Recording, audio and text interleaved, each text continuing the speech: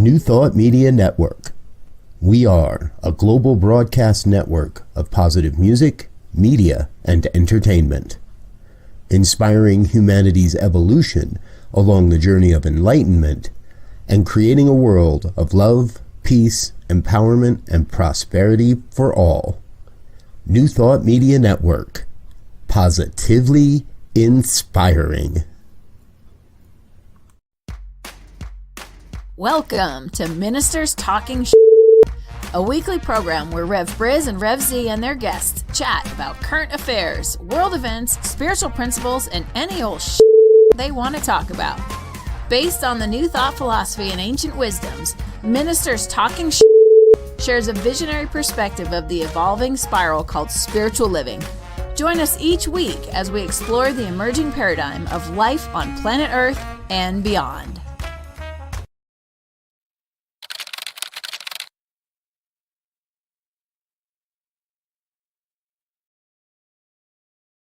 And hello, dear ones. Rev Robert with you over here. Rev Z right here. Rev D over here. And this is Ministers Talking Shit for Friday, June 9th. Thank you for being with us. Yes, we have our dear friend and a special guest with us today, Reverend Darrell Jones. Darrell, you've been on, I believe, I forgot to ask in the pre-show. I'm pretty sure you've been on this program before, but I can't remember when. This is the first time it worked out, I think. We've tried a couple of times, but I don't think I've been on before. Well, then welcome. We're glad you finally made it around to being here with us. Now, folks, if this is your first time with us, this is the show where, well, we get to, just like the promo says, get to talk about any old shit we want to talk about. And we do that every Friday morning. You're welcome to join the conversation, leave a comment, give us a like, give us a share, give us a subscribe, any of those things that you enjoy and that make sense to you. Push any good buttons you like. And I guess we've got to start out our conversation today with the big news in the U.S. Now, folks, again, normally a lot of times on Friday mornings, Elzia and I get done and then I go look at something and there's a bigger story than what we talked about. I can't see that happening today because yesterday, Donald Trump was indicted on 7 federal counts. Now, we don't know exactly what the charges are, and we're not going to know until Tuesday, it looks like at this point. But he was indicted on 7 federal counts, one of which is underneath the Espionage Act, is what I understand. And all of these relate to the documents case and his handling of documents in Mar-a-Lago. Let's jump right into it. Rev Darrell? Reactions, responses. What do we need to know? I don't know what you need to know. I just know I need to take a deep breath. I mean, there's been so much back and forth and finger pointing and, not knowing the exact details. The one thing I do know is that people are hungry for power, and there's been a lot of manipulation for people to either sustain that power or be pushed out of that power. And without looking at a certain individual, my prayer is that this starts to show just the way we need to check ourselves, and check one another in terms of that. The term I think about all the time, I can't remember who first introduced it to me, but was power hoarding. You think of someone hoarding things in their life, and there is a sickness in the world of people thinking they need to hoard power in order to be okay. And I think the more in power, perceived power, or political power you get, that sickness gets a little strong, and people do some crazy things to keep hoarding. And so I don't know. It'll be interesting to see what you said Tuesday. That's the details. Yeah, that's what I keep seeing is most likely he'll surrender on Tuesday, and there will be an arraignment, and then at that point we will see exactly what this indictment holds. Yeah. I to be honest, and I don't necessarily agree with the policies of Trump.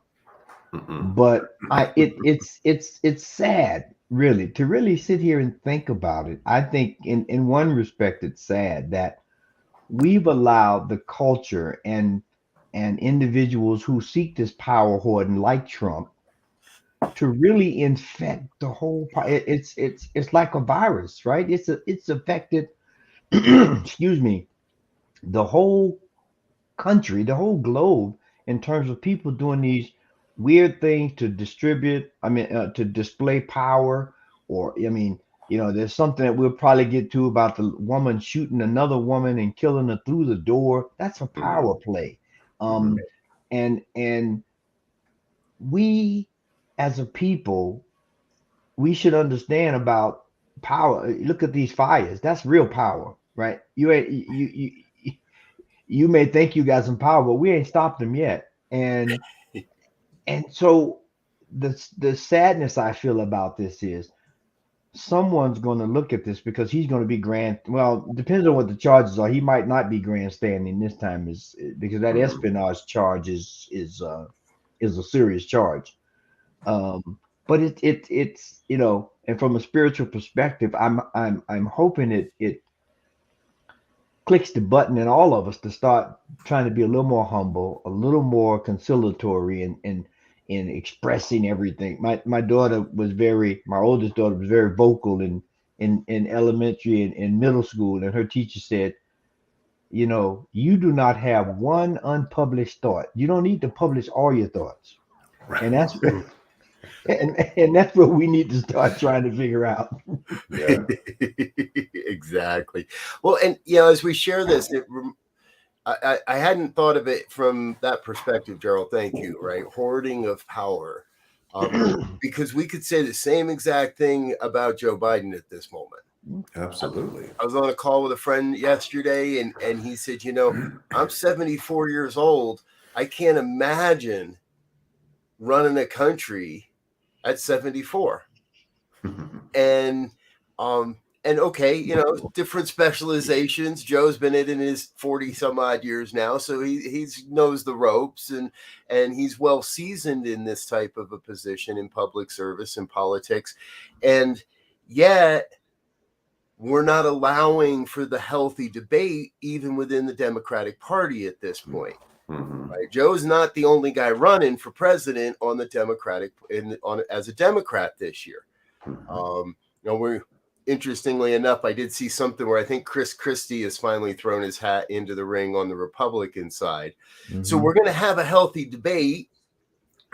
Who knows? Maybe maybe their main candidate will be dressed in orange, but we're going to have a healthy debate of some sort on the Republican side of the aisle as to how they want to be represented and how to express their values. But on the Democrat side, we're saying, no, we don't want to talk about any of that. We're just going to keep the power where it is. We're going to play it safe and not have public discourse, not have an open discourse, just have a hoarding of power. You just gave me an image, and I couldn't help but chuckle. If I don't know who the nominee may be on the Republican side, but imagine there's a Republican and Democratic debate. Between President Biden and whoever the Republicans, I don't know if he could, if one of the younger candidates get in there who's, really articulate and energetic and know how to stick to puns. I don't know how. Because he's going to have to be directly on script. He can't come off script. No. Be it Biden won't be able to come off script. No. Can he stay on script? It would be. We know Trump can't stay on script. So imagine those two debating again. Yeah, I pray that's not the case. Yeah, that's our prayer here too. My prayer here too. They can go debate, but let it be in a bar somewhere, right? Like, not on TV, please. Yes, not representing our country. Yeah, that would be memes. That'd be meme city right there. They'd get 1,000 memes out of that. Exactly. Our dear friend Linda here in Colorado said, I hope Marianne Williamson gets some attention this time. Love her thinking. Yes, Linda, right. And Marianne does represent Cornell West. She represents that new thought philosophy, the new thought way of life, if you will, and the belief system. And I think that's part of why to me it seems so out of place, so out of balance that the Democratic Party isn't and it's not all Democrats, right? There are a lot of Democrats that want to hear what Marianne has to say, and she is getting more video and she is getting a bit more press. I don't think as much as we would like. It's a shame when the press secretary, the White House press secretary, belittles her and makes fun of her and doesn't take her candidacy seriously, because I believe she is saying a lot of what a lot of people in America want to believe and want to hear more of from their politicians. Absolutely. And like you said before, if nothing else, and we need this in all spheres of life, I think right now, is we need people representing multiple points of interest or concern to have the debate, right? Yes. Right. Because right now, there's such a narrow band of stuff that gets reported that are important, yes, but there are other things that are just as important or maybe even more important, but the manipulation of it for money or media is a little more difficult to do. And so they may do a little spot here or just totally ignore it. And again, and those things have no attention. So they get bigger and bigger and bigger. And then the next thing you know, you ask the question, well, where did that come from? Well, it's been there all the time. Right. Yeah. When it the other day, there was a minister's call. And the question was, what is it that you see being the biggest barrier to any of these new thought principles moving forward as we go into the future? And I, right off the bat, I said, I think it's critical thinking. And there is a unwillingness by our humanity to get uncomfortable. And I think that is something that is required to critically think. Yes. And the thing that is just feeding that fire is that people, I don't want to get into a conversation of what was or what wasn't accurate, but the whole word disinformation has been labeled upon anything that sits just outside of any sort of status quo. And when it comes to political movement and growth, we need, for lack of a better phrase, I think, disinformation. We need people coming in saying, this is something outside of what we've been doing for the past X amount of years. And there's, I was excited to see, I know people have opinions about him and how he may move, but when Cornel West said, yes, I'm going to, get on the ticket and with Robert Kennedy Jr., I was like, yes, throw them in the mix too with Marianne Williamson, because that old school thought of I'm going to hold on to this power just so I can get some money from these people that are funding over here.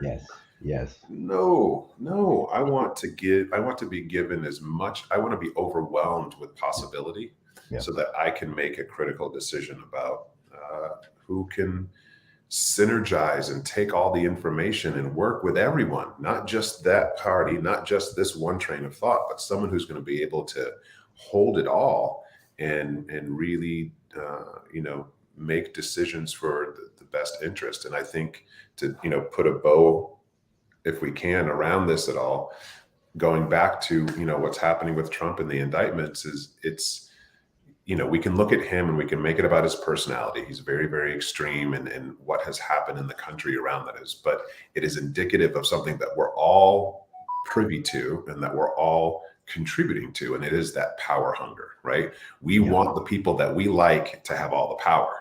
Yeah. And we will say things and we will do things and we'll post things online and in the name of, this is right and we got to make that happen. But it doesn't, it's like bullying. Bullying doesn't do anything except hurt everybody. And I think that the power hoarding that not only our country, but our world is engaged in is just like bullying. It's at the cost of nothing towards our health. And you bring up 2 points real quick. Imagine what power looks like if you also have privilege. That makes it even more whatever. I don't even know what the word would be for that. But but I had not heard that Robert F. Kennedy Jr. and Cornel West were I mean, because if nothing else, if you come and debate Cornell, you better come prepared with books and people in your ear, and you better have all your stuff straight, because as a historian and a theologian in terms of his study, he will eat you alive. Well, and as we're sharing, it keeps coming back to me that one of the things missing in all of this is dialogue. Right. And I want to talk, and I want to kind of pivot just a little bit to our other big story of the week, and that's Ocala, Florida. So if you're not following, folks, a Black woman, single mother of 4, is in a long-running neighborly dispute with a white woman. And I don't know, I keep being reminded, good fences make good neighbors, because it sounds like there wasn't a fence here. And one way or the other, the kids end up, probably being on the other woman's lawn, and I guess they left some roller skates on her lawn, and somehow the white woman comes in possession of their iPad and all this. And okay, there's been tension in that community, between those two neighbors. The police have been called to these residences no less than 6 times in the last 18 months. Right, that's enough that, to me, some community policing should get involved. There should be some sort of mediation and dialoguing involved, some way of putting these people together to say, let's peacefully work out our differences. But instead, the white woman shoots through the door, kills the Black woman in front of 2 of her children, and claims stand your ground because she's in Florida. Now, the woman has been arrested, and she is in custody. She is being charged, although interestingly enough, with manslaughter. Not sure why it is that the Black folk always get charged with murder and the white folks always get charged with manslaughter. That sounds like some white splaining to me right there. But could not all of this been avoided simply by facilitated conversations, getting people in a room and saying, okay, we know you have differences. What do we need to do? Maybe build a good fence. Exactly. That's exactly what I was going to say. If nothing else, let's chip in and make a fence here. And because, manslaughter charges are normally, if there's a mistake, if it wasn't in it, if you shoot through a door intentionally, and I wasn't cleaning my gun at the door and it went off. I intentionally went and got my gun and shot through the door. There's nothing happenstance about that. That is shooting that gun with intent. And if someone dies, it should be murder, at least 2nd-degree murder. I didn't think I was aiming at this part. I was aiming at another part. But I mean, and unfortunately, this whole Florida stand your ground and this whole thing, I listened to a story yesterday. I forget the young man's name.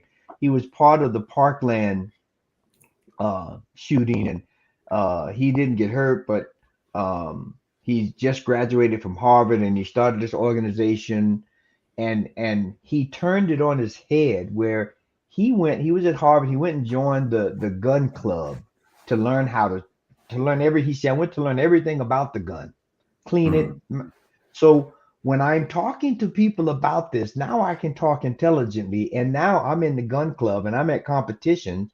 And of course they recognize me, he says. They come over to me and they go, and he was like, no, take it down. I'm here. So when I speak to this point, I can speak more intelligently now than before. And, one thing he said, that he had been shooting guns since he was in 4th grade, because I didn't know this. His father was an FBI agent. Wow. And his father had gotten ill, and so he had to take him off the line of duty and put on another kind of job. But so this guy's been around guns for a while, and he understands them. and people were saying it was a conspiracy, he was saying, but he says, no, this is real life. And this is how we begin to have healthy debate and look at the issues to make critical decisions about how we live on this planet. That's the critical thinking, right? He's like, all right, let me take the full spectrum of this. Let me understand it all, man. Yes. Amen to him. Yeah. Yeah. May he thrive and prosper and become a leader in our country. Exactly. If nothing else, we may not like the decisions, but we know he's done his homework when he comes to the table. Yes. Want to give a quick shout out to our brother Wayne, all the way from Calgary. Yes, America tends to reach for our weapons before we tend to sit down and come into dialogue with people. And it seems like that's so much more and more and more and more, but nobody wants to say we should do anything about keeping guns out of people's hands. Yeah.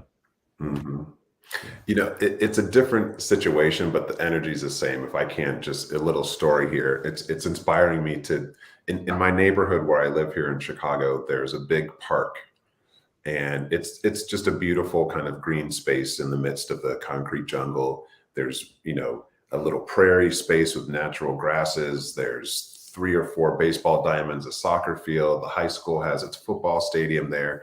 And I mean, all summer long, there's string quartets will go out and practice. I mean, there's just all sorts of stuff going on. And one of the things that a lot of the families, and I'm one of them, do is we take our dogs out to play. But there's a leash ordinance in Chicago that you can't take your dog off your leash. Which I still respect. And at the same time, there's, you know, a handful of people that have their dogs well controlled, and they take them walking. They're just playing. You know, it's like no different than saying to your kid, go get on the swing set and have fun. And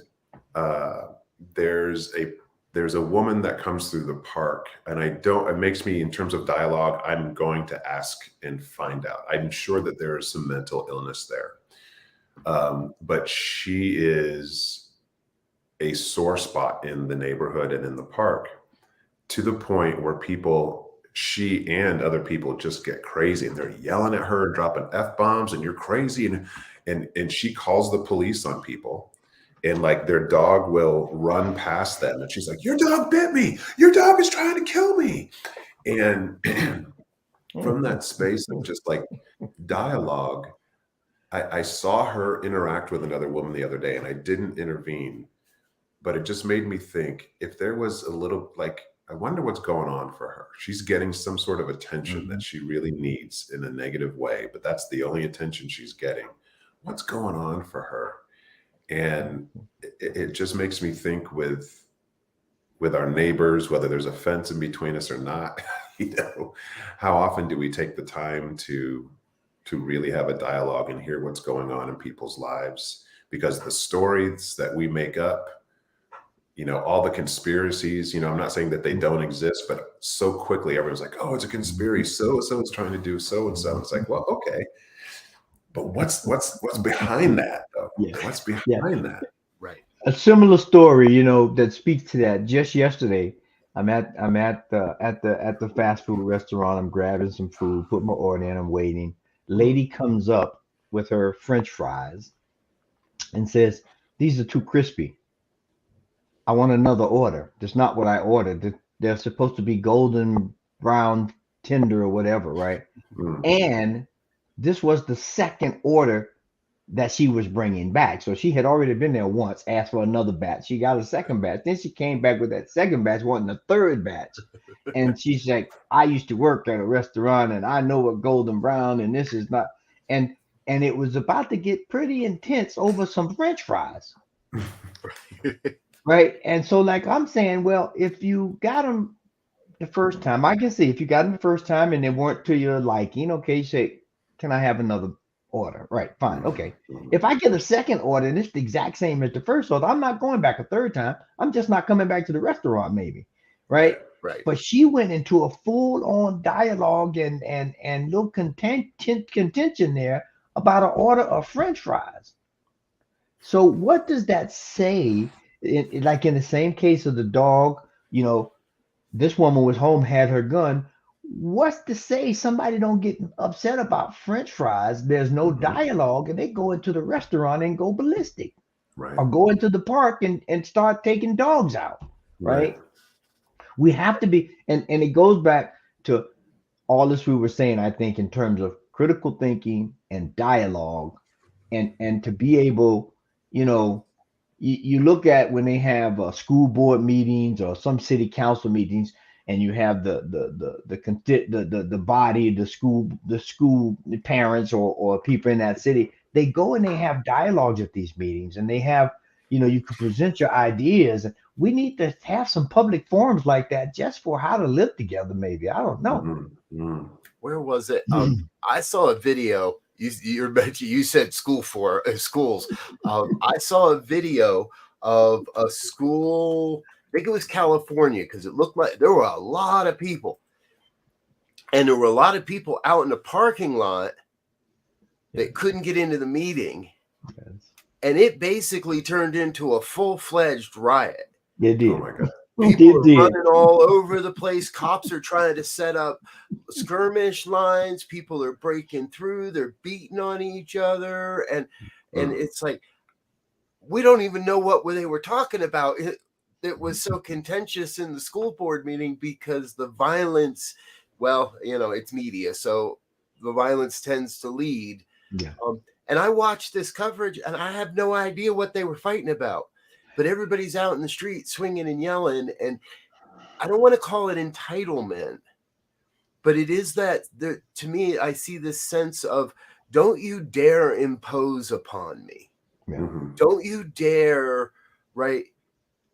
My $3 thing of fries at McDonald's. It's probably $10 these days, but right, don't you dare impose upon me in any way. Your kids aren't allowed to let a basketball roll into my yard, or I'm going to start shooting. Right. You cut me off in traffic, I'm going to start shooting. You disrespect me in a supermarket line, I'm going to start shooting.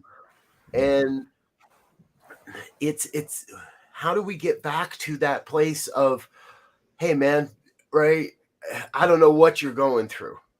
You're kind of like what you're saying, Darrell, this woman, we don't know what she's going through, but we do know she's going through something, because every one of us on this planet is going through something. Yeah. We got something running in the back of our minds that's saying, damn, I'm having a hard time at home, or I'm having a hard time at work, or having a hard time with the bank, or everybody's got something. I really think if we slowed down, had some compassion for the people around us. And I hear that coming from you as well, Darrell, right?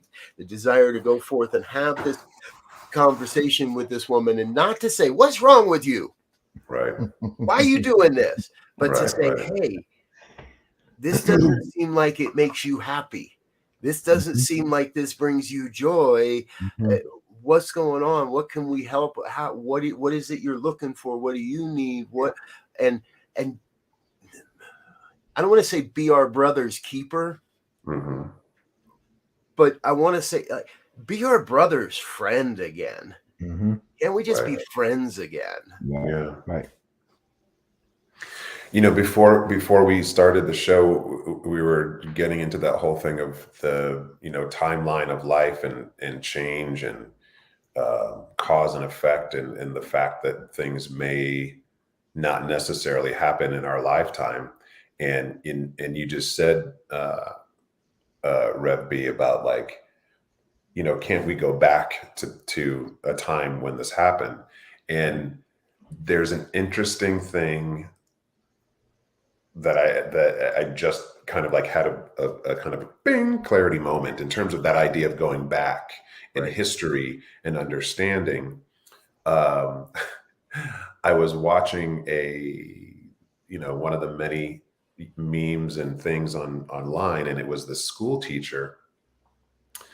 He had all of his students line up, and they would come through, and he was trying to see who knew some sort of like pop culture history from the 90s.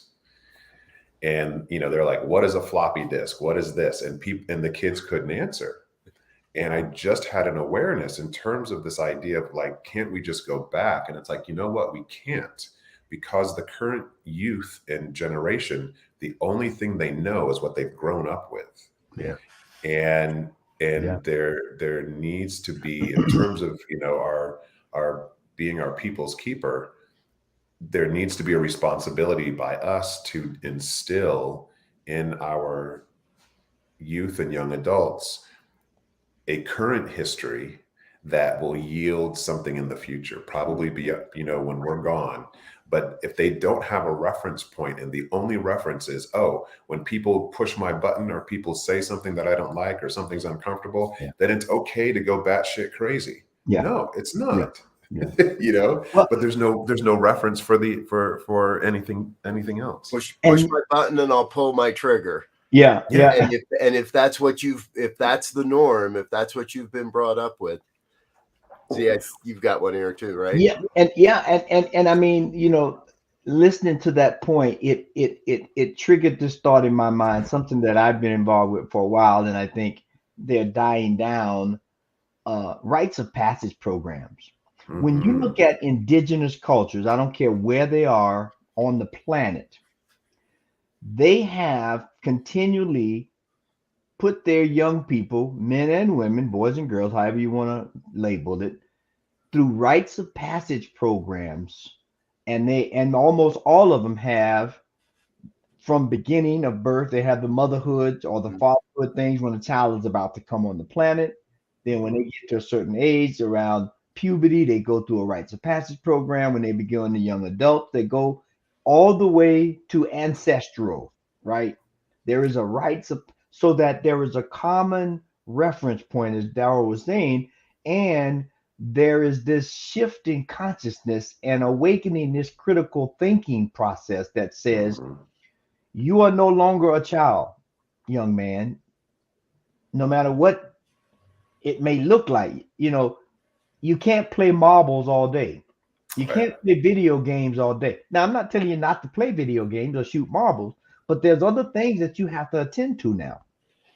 Yeah. And we don't have that, and we don't train that, and we don't set these kids up for success. And so now they are in this space where they are getting bombarded with real life issues that we haven't given them a toolkit to work with. And so one of the first things they do, what they've been doing all day, is act, aggressively or violently or dismissive or anything other than friendly or in a dialogue of let's figure this out. And we have to figure out how to get back. And the same for the seniors and the elders, and we have to begin to take more of a role in that process as well, because as Darrell said, there is a life process that's happening whether we want it to or not, and you are involved, and there are certain things that are going to happen whether you want to acknowledge them, ignore them, or what. And that's just, as the proverbial ostrich with his head in the ground, that's not going to save anything. Right. Well, you remind me, the men's ministry, the New Thought men's ministry, is attempting to make some strides in this way, and is starting to bring forward some programs for rites of passage, and both for the teen to adult, but also for the middle-aged man moving from moving into middle age and moving beyond that. And we don't see a lot of that. It seems like the rite of passage has become, well, let's go to the bar and get you pissed drunk, and so you pass out and you don't know what you're doing and you can't remember anything. And that shouldn't be what it's about, right? It should be, just as you're saying, Z, that celebration of coming to new knowledge, that celebration of coming to a new sense of wisdom, a new layer of experience that helps us to propel into more of a world that works for all. Yeah. Yes. And, let it be known that we are advocates of that. We, as a spiritual entity, we are advocates of people stepping into their own. Yes. With wisdom, understanding, knowledge, and action based on that. Because if you get that information, you understand that I can't fight every time something happened to me. And when something happens, I have to begin to do a little self-reflection. What was my part in this? And and then we have to say, was it really that bad? I mean, okay, they cut me off in line. All right, I got somewhere to go too, but I mean, all right, I'm going to be 5 seconds late, or next time I'm going to leave 10 minutes early. I mean, there's a whole lot of options that could take place, and we're advocating that we begin to do those again, or even for the first time if we never done it before. Yeah. Well, and especially with road in driving, right? that 3 seconds that you just lost by that guy cutting in front of you, go ahead, get mad. You might find yourself being a whole lot later than you thought because of that, because those road rage instances generally don't end all that well.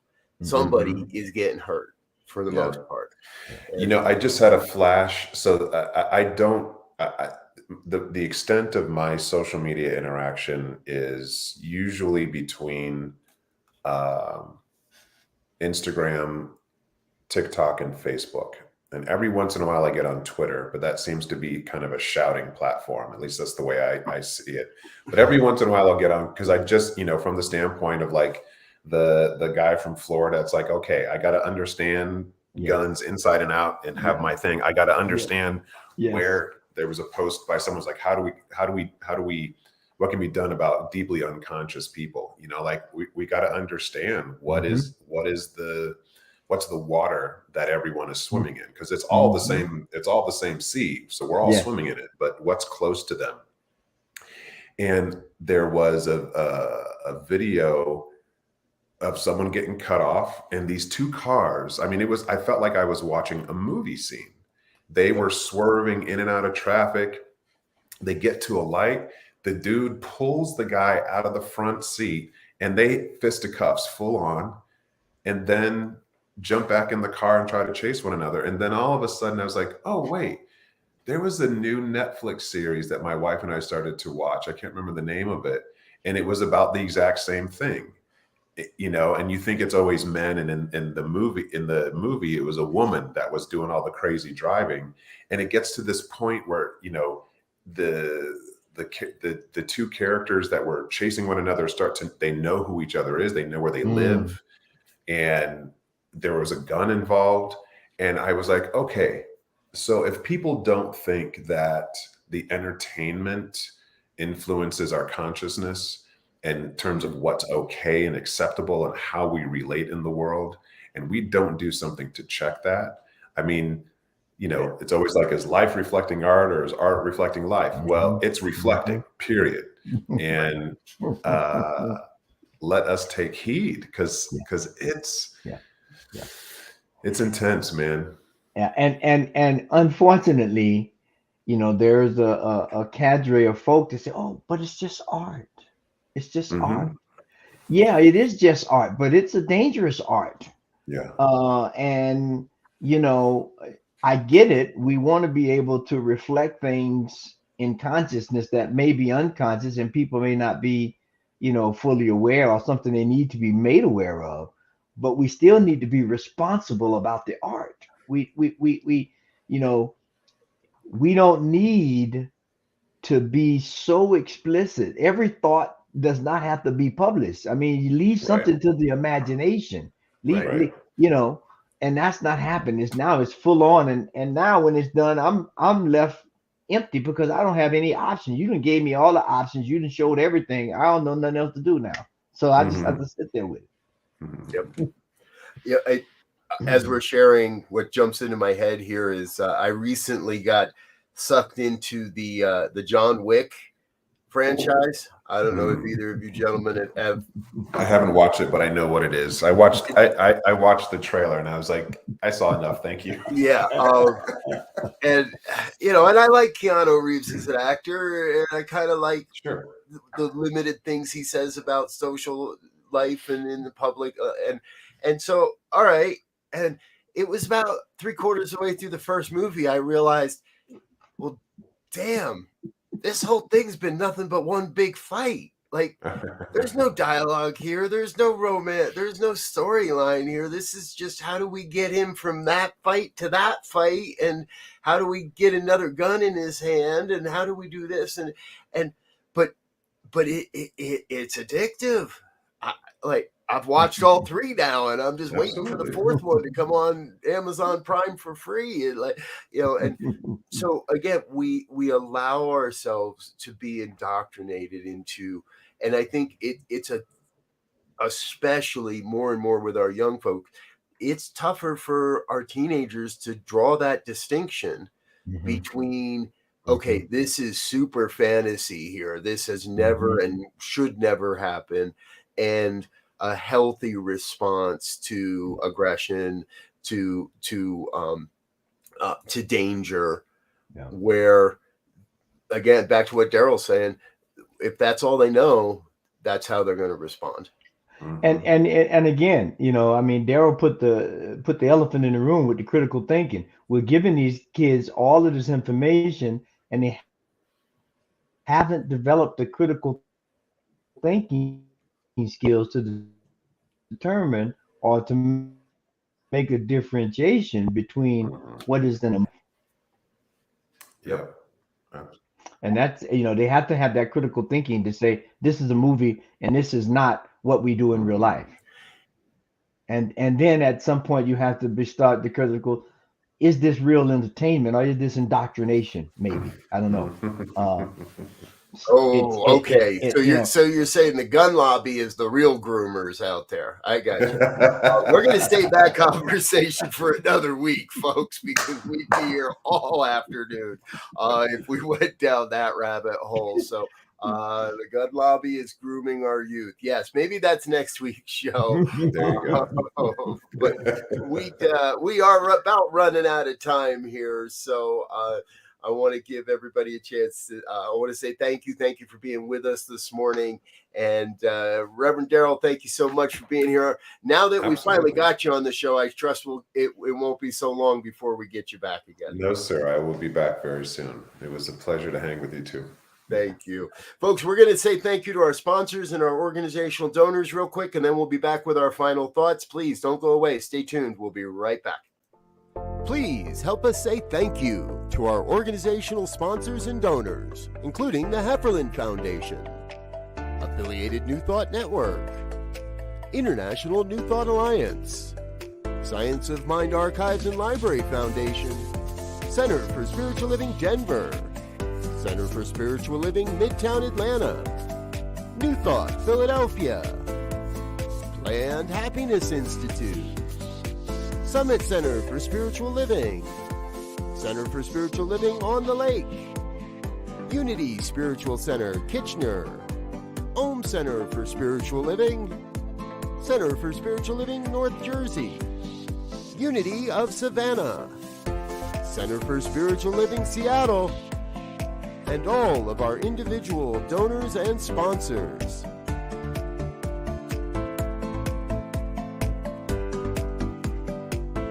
Thank you for being a part of the New Thought Media Network. Please come be you. All right, folks, here we are at the conclusion of another episode of Ministers Talking Shit. Our great guest and special guest and great friend, Reverend Darrell Jones, has been with us today. And as we do every week, we're going to kick off some final thoughts. Rev Z, you're up first. Hey, I think one of the best things we can do now, let's start exploring some rites of passage programs for every aspect of the age spectrum, even into the ancestral range, and begin to form a unity like it could be, and I think should be, around the world. Beautiful. Thank you. Reverend Darrell. I'm inspired by a current teacher, Sadhguru. Explore the intelligence of ignorance. You do not and will not ever know everything about yourself and life and everyone else, so be intrigued. I like that. The main point for me today, folks, is it's time for more dialogue. Especially with those folks around you, maybe you don't agree with. let's have real dialogue, whether that's online or in person. We have to move forward, I believe, a perspective of communicating and not just with our guns. Yeah. Folks, we're out of here for now. Please stay tuned to the New Thought Media Network. We've got a full day of programming coming up. I'm not going to list it all because we're running way short on time. So we're going to get out of here for now. But thank you for being with us. Join us again next week. We'll be back here on Friday morning, 7 a.m. Until then, we wish you peace and richest blessings. Bye now. Peace. Peace. And thanks for listening to this week's episode of Ministers Talking. We'll be back again next week with more commentary on current affairs, world events, and any other our ministers want to talk about. And if you found value here, please share our with your friends. Until next time, peace and blessings.